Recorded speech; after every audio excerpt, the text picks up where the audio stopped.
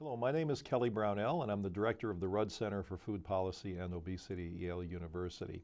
I welcome you to visit our website at www.yaleruddcenter.org for a variety of other podcasts that were recorded. But today we're here with Mark Bittman, noted author, journalist, writer for the New York Times, author of best-selling books including How to Cook Everything, and somebody who's taken very strong positions and visible positions on issues of food and food policy.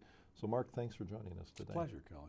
So you've talked about personal policies regarding food. Can you talk about what you mean by that? Yeah, I think that it's one thing to talk about what public health policy ought to be like regarding food, and of course that's really, really important. But many of us, myself included, feel next to powerless when it comes to changing things on a grand scale. I mean, you can call your congressman, you can, if you're in my position, you can talk and a few people will listen, but for the most part, there's not a lot we can do to affect public health policy.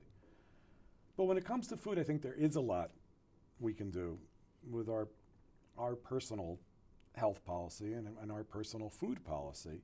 And I think that if we look at this as if we want to change the way America eats, we look at a sort of two-pronged attack of trying to make public health policy be more progressive, but also changing the way that we eat. So what do we need to do? I think the simplest way to sum things up is to say there are three things we need to eat less of, and those are processed foods, junk foods, and animal products.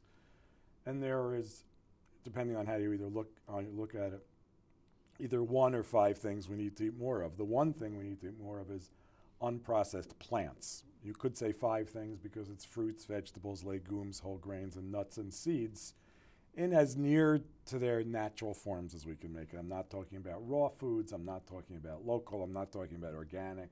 I'm not really talking about any of those things, although they're all interesting. I'm talking about eating plants. So it's helpful to eat more plants, but it has to be balanced by eating fewer animal products, junk foods, and processed food. And for me, it's been helpful to think of this as kind of a seesaw. And the typical American diet has, on the heavy side of the seesaw, 80 or 90% of our calories is processed food, junk food, and animal products. 10 or 20% of our calories is unprocessed plants. For many people, this may be 5%. So any progressive nutritionist will tell you that the seesaw should look like this: 90% of your calories from plants, 10% from anything else. I often say if you want to get that 10% from candy bars, if you get the other 90% from plants, it doesn't matter. But this is a big change, not for anybody. This would be a big change. For a committed vegan, this would be a big change. But for most people, this is an enormous change. And I think the important thing for people to recognize is that moving this seesaw any amount in this direction is a really good thing. And if it moves imperceptibly the first year, imperceptibly the second year, imperceptibly the third year, things really change. And it's important. I think it's important to think that no particular meal is that important, no particular day is that important, no particular week is that important. If your diet is moving in this direction, that's a good thing. And I think that's an important, it's advice that applies to almost everybody in the United States. So everybody I know, certainly. There's no one who couldn't benefit from a little bit of that. So I know you've written that these choices that you make about your diet day after day, week after week, month after month, have implications for your health, to be sure. But they also have implications for the broader world. There's a bigger context here that includes the environmental impact of how food is raised. So look, when you were talking, for example, about eating less meat, I'm assuming that that's a combination of a health imperative and then an environmental imperative. But is that correct? It is. You know, if we're talking about personal food policy, I'm talking about the health imperative. For those people who are looking for bigger issues, or who want a little extra added detraction, the UN has estimated that industrially raised livestock is responsible for about 18% of all global warming, of all greenhouse gases.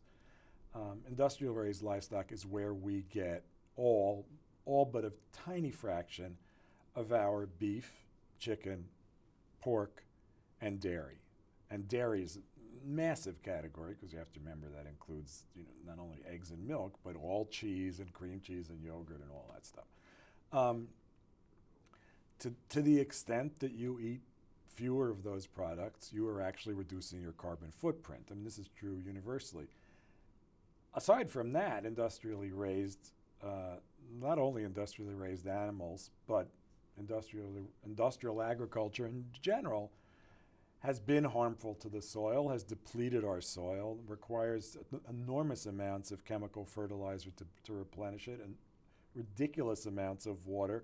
All of these things, we're going to have to pay the piper on these things eventually. And I don't think it could happen in our lifetimes. It could happen in our children's lifetimes or our grandchildren's lifetimes. But eventually, there's going to be a bill come due. And we personally are not actively responsible here, but we as a nation are postponing those costs. And those costs are going to be tremendous. And if those costs were reflected in the price of food we were buying now, then processed food and animal products would be exorbitantly expensive, much, much more expensive than they are now. It would be great if we could reflect those costs. Even if we could symbolically reflect those costs, that is, have a cheeseburger that costs 99 cents with its real price tag next to it, whatever it is, $10 or $15, no doubt, that would discourage consumption of that. But those foods are costing us big environmentally. And someone is going to pay for that, whether we want to or not. That bill is coming due. So when you talk about personal health policy, I've heard you talk about the importance of cooking in this picture and people doing more of it.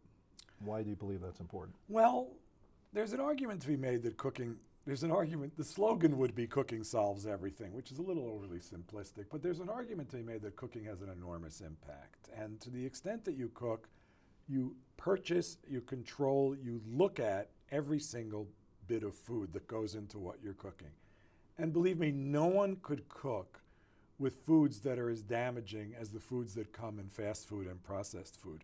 When you're cooking for yourself, you look carefully at what you're cooking, you take it into account, and you want things to move along quickly, so you're not using as many ingredients, you're not combining as many, you're not looking for weird things.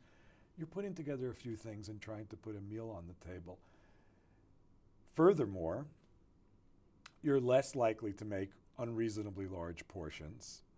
You're more likely to take leftovers for lunch the next day and therefore improve your lunches as well. You're more likely to adhere to the advice that you hear all the time, which is to say, eat foods that are lower in fat, eat foods that are more natural, eat fewer processed foods, eat more fruits and vegetables. And because you're able to have so much more element of control over what goes into your mouth. And I think, there are secondary things. You could say, well, now you're going to the supermarket and you're looking at this broccoli and you're saying, well, gee, I wish this broccoli looked better. Maybe the farm stand has better broccoli. And now you're looking for higher quality of things. And suddenly you're caring more about what you're putting into your mouth. And I really think everything changes for people who cook. Having said that, I increasingly recognize that there's a legitimate argument to be made that many people do not have the skills or do not have the time to cook. I think there's less of a legitimate argument that people don't have the money to cook. I think certainly there are people who can't afford to buy ingredients, but they're a very, very small minority of the people in the United States. Most people can afford to cook. The question is, do they have the skills and do they have the time? The skills are gained by anyone with any ambition from a cookbook, or they can be gained from a cooking school, and I'd be in favor of public cooking schools. The time is another issue, and it's a difficult issue. I mean, the average American watches 40 hours a week of television.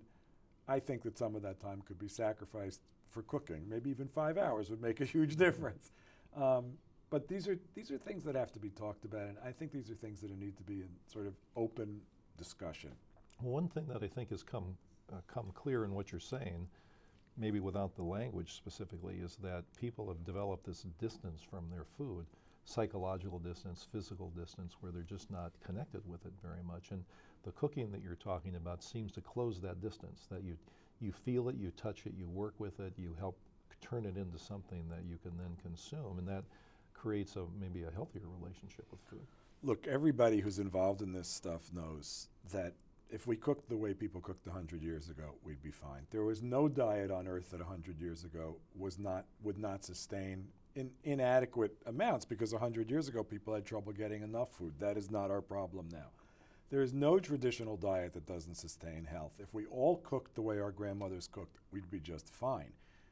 Our grandmothers knew how to shop, they knew how to buy things, and they knew how to throw them together. We've completely forgotten. Now, part of that is we've become too busy, but part of it is that since World War II, there's been probably the most aggressive marketing campaign in history to encourage us not to cook, to encourage us to eat convenience food and eat fast food and eat processed food. And that marketing campaign has been enormously successful. Now, at what cost? At the cost of our health, at the cost of the environment's health, at the cost of money, because it's cheaper to cook than to buy processed food and prepared food and takeout food and so on, and at the gain to the big food corporations of an enormous amount of profit, billions and billions of dollars a year in profit. Let me ask a question about public policy related to this. When you start thinking about how to deal with the nation's obesity and diabetes problems, some people are approaching it by attempting to get better food out there into the system. Farmers markets to inner cities, better foods into schools, but more access with supermarkets, poor neighborhoods, all these sort of things are being done. But you're basically attempting to push good foods into the system with the hope that then those will displace the unhealthy foods. Other people have taken a different approach, saying that we should get rid of the unhealthy foods or at least decrease their consumption, and that will create a void that healthy foods will come in and fill.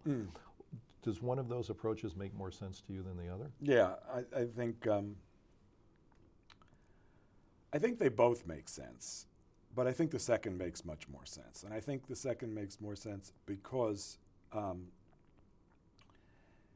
as long as the food companies have their way, they will market bad foods that are bad. Whether they're bad foods or not, they are foods that, in the quantities we're eating them, are bad for us.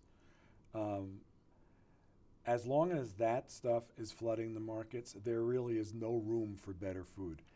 I think we need the incentive of having better food out there. I think we need the incentive, certainly, of having more food available in more places to people.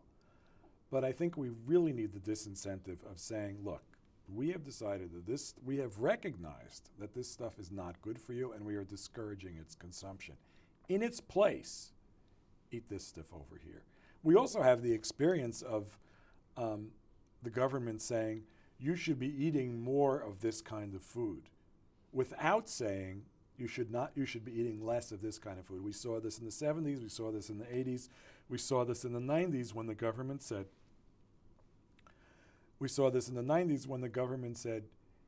choose lean meat, or the government would say, choose foods that are less high in fat.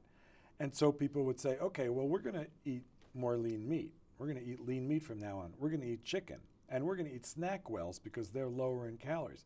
But nothing was eliminated. So the net result was our calorie intake went up by, 20% in 25 years? We all gained an average of 5 or 10% of body weight.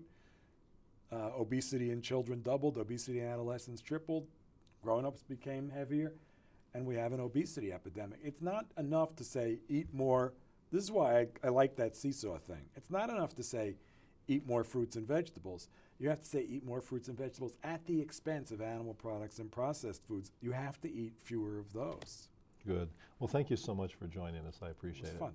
So our guest today was author Mark Bittman, and I'm delighted you could join us today. Please visit our website at www.yaleruddcenter.org. You'll find a variety of resources, including some excellent podcasts by other visitors to the Rudd Center. Thank you.